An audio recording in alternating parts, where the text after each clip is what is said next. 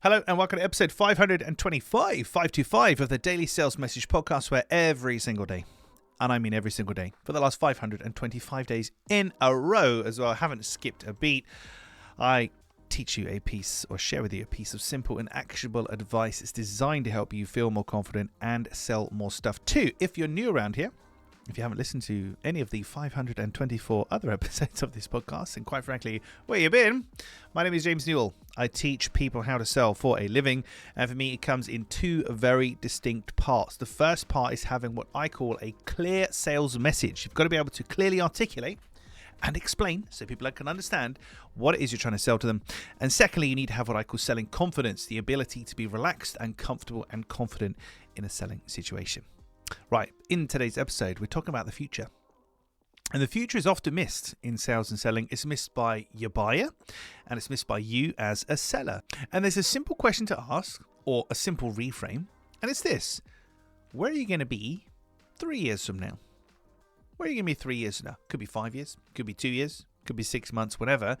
But thinking about the future helps your buyer to reframe their problem. So they've come to you with a problem.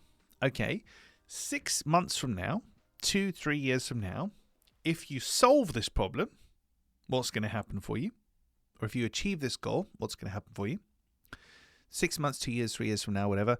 If you don't solve this problem, or if you still have this challenge, or if you haven't achieved certain thing, well, what's that going to look like for you? This is called future pacing, which sounds really fancy. It's not. It's just getting people to think about the future.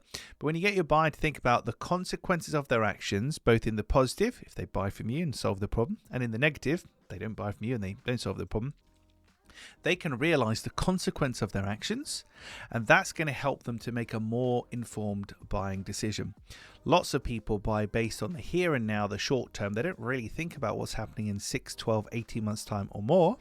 And as a result, they may choose to not buy from you. But if they've really thought about the future, perhaps buying from you was exactly what they should have done. So next time you're talking with a buyer, try and get them to think about the longer term implications of buying from you, not buying from you, so they can really understand what they get themselves in for.